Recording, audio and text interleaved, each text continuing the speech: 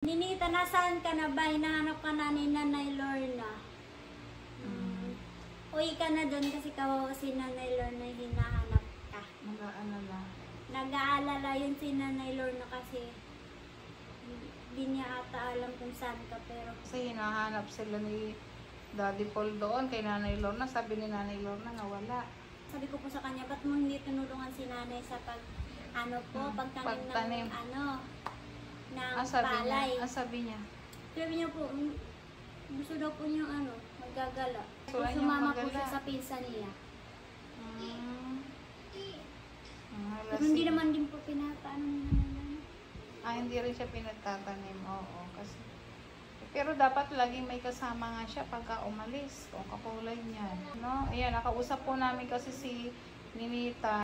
Nakarating lang po niya doon sa Talaingon po. Tumawag po siya sa amin.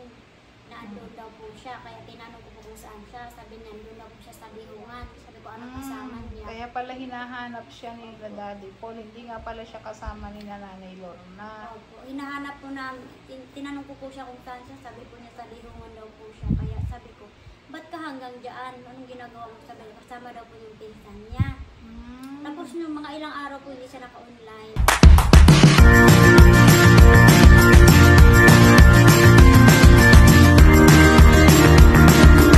Ayan, hello po at magandang araw po. At ayun nga, no, yung tungkol po kay Ninita. Kausap naman po siya ni Mylene at nakausap ko din na bakit kaya nga siya tataka kasi kami hinahanap din siya nila Paul at saka ni Nanay Lorna. So ilang araw na kasi doon pala sa lugar ni Nanay Lorna, so malayo din ang signal. Kaya nakakapag-alala din po, no? Kasi nandito kami, napanood namin. Pero kasi hindi namin alam na gano'n na hinahanap na po pala siya ni Nanay Lorna. So masaya pa po namin nga na nakausap siya. Kaya natutuwa kami kasi tumawag siya. Yun po pala, nung tumawag siya, ay nakaalis na po siya noon ng bahay at si Nanay Lorna po ay nasa bukid. Kaya hindi alam ni Nanay Lorna kung saan siya nagpunta. So nalaman lang nila noong napunta po si Paul sa kanila, na pinuntahan po si Nanay Lorna sa bukid kasi nga kailangan niya po si Ninita ding makausap. So doon na po nag-start na hinanap na po nila si Ninita. Pero di naman po talaga namin alam na noong time na yon nakausap namin siya, ay may signal pa po siya noon nung pagdating niya doon sa lugar na yon. Yung daw Talaingod na yun po ay napakalayo, sabi ni Mylene, doon sa lugar nila at doon sa bahay ni Ninita. Kaya ito po yung pag-uusap namin na bago po siya nawala ng signal, no, para malaman nyo po na nakausap pa namin po si Ninita doon sa lugar na kung saan pinuntahan po ni Paul. Pero nung napunta nga po sila doon ay wala na po si Ninita. Ayan po si Ninita, kausap namin. Hi, Net! Wow! Parang gumanda mo man Ninita. Ayan po si Net, kausap namin. Kamusta ka? Ha? Musta? Ha? Okay lang po. Ano ginagawa mo dyan? Ano gawa mo? Ha? Ano gagawa mo dyan? Nagwa-wifi? Kamusta na? Kamusta? Kamusta? Magbabasa ka lagi dyan, ha? Andoon, nag-ano ng sasakyan sa labas. Oo.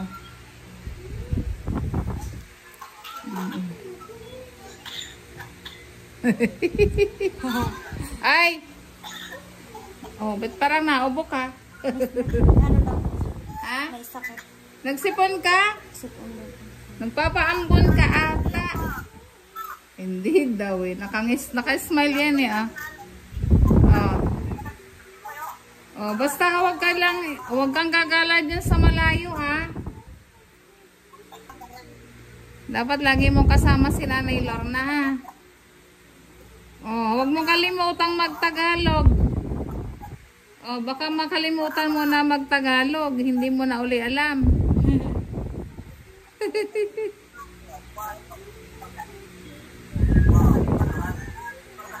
Wow. Sino yung kasama dyan? Sino yung kasama? Sino yung kasama? Hipag mo?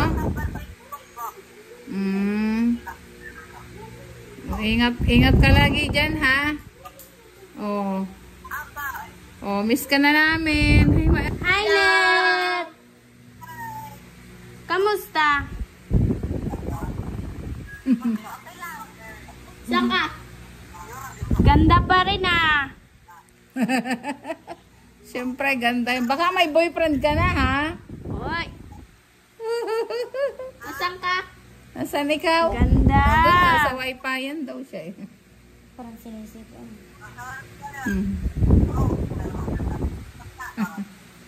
Kamusta ka? Kamusta ka? Okay lang siya. Asan ka ngayon? Okay lang kami. Okay lang naman kami. Kumain kami halo-halo sa ano, naalala ko. Lagi kami nag-order dito. Naaalala ka namin lagi. Ano yan, halo-halo? Halo-halo. Saan daw si tatay? Ay, si tatay, oh, may rambutan na dito. May rambutan. Hello, Ninita. Kamusta? Hello. Good evening. Wow. Okay talaga ni Ninita. Namiss na namin tuloy si Ninita. Kamusta? Nasaan si Nanay Lorna? Sa bahay lang. Nasaan siya ngayon? Doon daw sa wifi yan. Malayo yan? Malapit lang sa bahay nila. Matilim. Ay, madilim na doon eh, gabi na eh.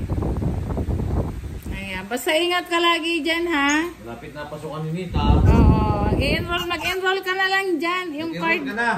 Oo, hindi pa kasi wala siyang ipapadala ko na lang yung card mo kay Daddy Paul, ha? Oo, yung damit mo. Tatanong ko kay Daddy Paul, ha, kung saan isi-send, ha? Baka kay Peter Paul na lang. Oo nga, hindi kasi inaano eh. Kailangan daw yun ipapadala sa LBC.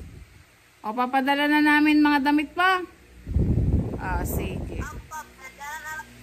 Okay. Walang problema.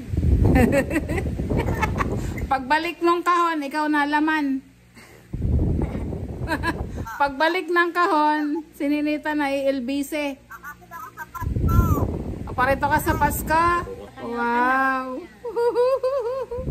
Punta ka din sa Pasko? O, sige. O, hintayin ka namin din sa Pasko. O, ingat ka dyan. O, ayan, nakausapin mo na si na Maylin. Yun po, dahil kaya i-share ko din po itong video na to kasi nga, nung nakausapan namin si Ninita, masaya kami nag-uusap, hindi ko din naman po alam na, at hindi rin namin alam dito na hinahanap pala siya ni na Paul at ni Nanay Lorna. Dahil nga si Nanay Lorna, nung time na umalis pala si Ninita po ay nasa bukid. No, kaya pero tumawag din ako kay Paul kasi nga, nag-alala din ako. Kala ko kasi prank lang talaga na nawawala si Ninita. Yung pala talagang hinahanap nila at talagang si Ninita po ay nakalayo doon sa lugar. Dahil ang pagkaalam ko nung natawag siya ay malapit lang doon. Yung pala, wala siya doon sa lugar na yon at hindi ko alam kung ang tawag niya doon ay hipag, pero sa kanila lata yata yung hipag ay lalaki. Kala ko naman, ang kasama niya talaga hipag, yung babae. So, pag natawag nga dito, lagi ko naman siyang pinapaalalahanan. So, nakakalungkot lang po kung ganun yung mangyayari kay Ninita. Kaya, talaga dapat, hindi din naman natin ma-blame si Nanay Lorna kasi syempre nagtatrabaho siya sa bukid. Ang masasabi ko lang kay Ninita, mag-ingat siya dyan, mag-aral, at huwag muna siyang mag-asawa man o mga ganon. O sana hindi po hahantong pa sa ganon. Kasi, yun nga po, no? Kaya, katulad yan, siguro, para siyang nakalaya talaga dun eh. No? So, ay dito po talaga sa amin ay nababantayan. At kaya nga lang talagang yun ang hiniling na din niya at sa kanya na nanggaling na doon siya.